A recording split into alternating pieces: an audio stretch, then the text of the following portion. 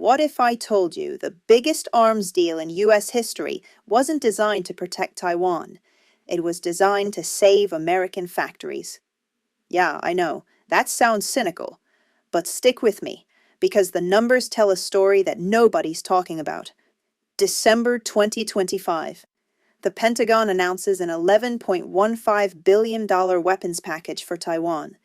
Biggest single notification ever. The headlines scream about deterrence, about standing up to China, about defending democracy. But here's what they didn't mention. Buried in the fine print is something called the America First Arms Transfer Strategy.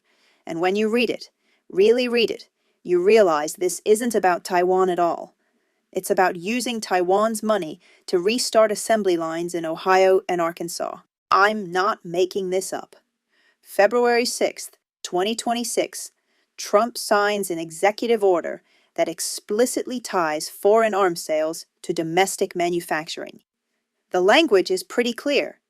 We're selling these weapons because we need the production contracts. Taiwan gets the gear eventually, sure, but the real customer here, it's Lockheed Martin, it's Raytheon, it's the 50,000 jobs that the defense industry says it'll create over the next 3 years. Now, before you click away thinking this is just another military-industrial complex rant, let me show you why this matters. Because China noticed. February 4th, Xi Jinping calls Trump. According to the Chinese Foreign Ministry readout, and yeah, I went through the original Mandarin version because the English translation softens it. Xi uses the word prudent. In diplomatic speak, that's basically a threat. He tells Trump that if these arms sales continue, the scheduled state visit in April is off. No Beijing summit, no trade talks, no soybean deals, nothing. Here's where it gets interesting. Trump doesn't back down. In fact, the White House doubles down 2 days later with that executive order I mentioned. So what's really happening here? Because on the surface, this looks like standard US-China posturing. But when you dig into the details, there's a game being played that most analysts are missing. Let's talk about the weapons themselves for a second. 82 HIMARS launchers, 420 ATACMS missiles, over 1,000 loitering munitions, basically fancy suicide drones. The ATACMS are the controversial part. They've got a range of 300 kilometers. That means if you fire one from Taiwan's west coast, it can hit Shanghai, or Fuzhou, or basically any Chinese coastal city. Beijing's argument, and I hate to say it, but it's not crazy, is that these aren't defensive weapons anymore. The 1979 Taiwan Relations Act says we can only sell Taiwan arms of a defensive character. But how do you defend yourself with a missile that can level an apartment complex in mainland China? That's offense. And here's the kicker.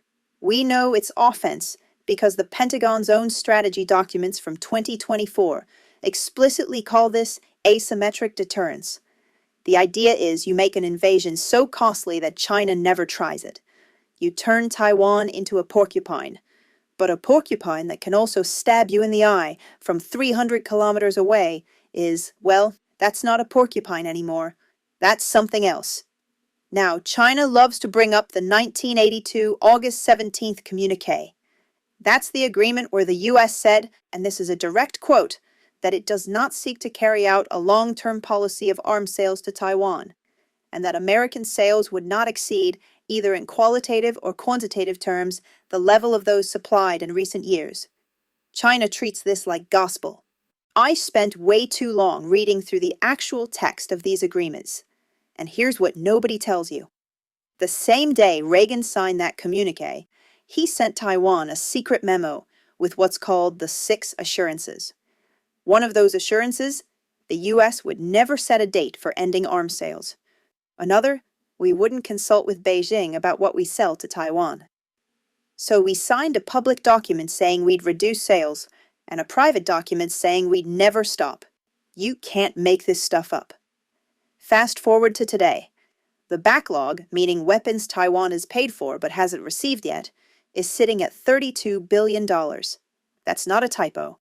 $32 billion worth of equipment stuck in the pipeline.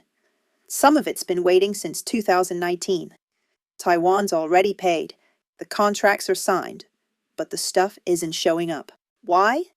Because American defense contractors are stretched thin. We've been pumping weapons into Ukraine for 2 years. Israel needs restocking after Gaza. And now we're trying to fulfill massive orders for Taiwan, Japan, and South Korea all at once. The factories literally can't keep up.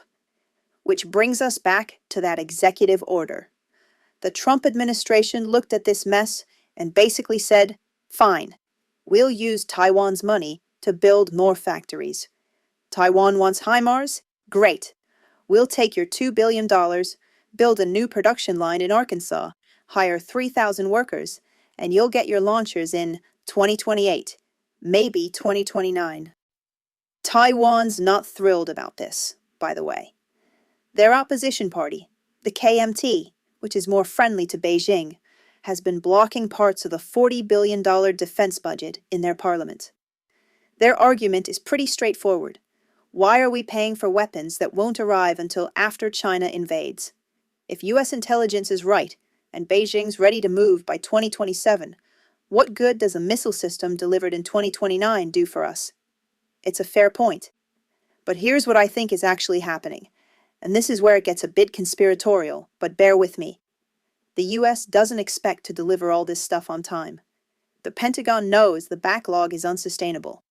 They know Taiwan's window for actually using these weapons is closing.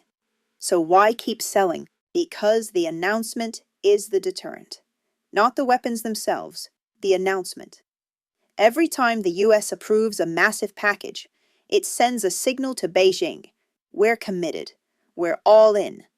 You invade Taiwan, you're not just fighting them, you're fighting us. It's a bluff, a very expensive, very elaborate bluff. And China knows it's a bluff, but they can't ignore it, because what if it's not? Let me throw another wrinkle at you. There are rumors, unconfirmed, but coming from pretty reliable sources in DC, that Trump's been floating a deal with Xi. The contours are something like this.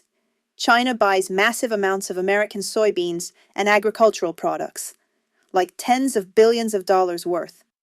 In exchange, the US quietly pumps the brakes on Taiwan arms sales.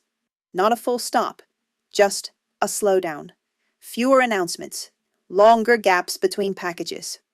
Both sides have denied this, but both sides have also sent weirdly mixed signals. Trump keeps talking about the best trade deal ever with China. Xi keeps emphasizing that Taiwan is the core of core interests, but also says he wants stable, mature relations with Washington. That's diplomatic code for, let's make a deal. If this trade-off is real, and again, I can't prove it, but the circumstantial evidence is there, then what we're watching isn't actually about Taiwan's security. It's a negotiation. Taiwan is the chip on the table. The US is saying, look how much we're willing to arm them. You want us to stop? Give us something in return. And Taiwan's sitting there watching two superpowers haggle over their survival, like it's a used car sale. Do we really believe that's not what's happening? Here's another thing that's been bugging me. The 2027 timeline. US intelligence has been saying for months that China will be ready for a Taiwan operation by 2027. CIA Director Burns said it. Admiral Aquilino said it. It's become this accepted fact in Washington. But I dug into where that date comes from, and it's shady. The original assessment was based on China's military modernization schedule, specifically when they'd have enough amphibious assault ships and transport aircraft to move troops across the strait. But ready doesn't mean willing. Russia was ready to take Kyiv in 2022. That didn't go so well. China's watching Ukraine very closely. They're seeing what happens when you invade a place that's been armed to the teeth by the West. They're seeing the sanctions, the economic isolation, the battlefield failures. And they're thinking, do we really want to try this? My guess, and it's just a guess, is that Xi doesn't want to invade Taiwan. He wants Taiwan to surrender without a fight. And the way you do that is you make the cost of resistance so high and the cost of accommodation so low that Taiwan's leadership calculates it's not worth it. You fly 100 jets into their air defense zone every week. You run naval exercises that blockade their ports. You wage economic warfare. You wait. The arms sales screw up that plan because every HIMARS launcher, every ATACMS missile, every suicide drone raises the cost of invasion just a little bit more. It makes the calculation harder, and it gives Taiwan's leadership the confidence to keep resisting. So yeah, from Beijing's perspective, these sales aren't just provocative, they're existential. But here's the thing I keep coming back to. The US has been selling weapons to Taiwan since 1979, 46 years, and in all that time, China hasn't invaded. They've threatened, they've postured, they've flown jets and sailed ships and conducted drills, but they haven't pulled the trigger. Why? Because the cost is still too high. Not because of the weapons we've sold, though those help, but because an invasion would destroy China's economy, kill tens of thousands of Chinese soldiers, and potentially drag the US into a shooting war. Xi's not stupid. He knows this.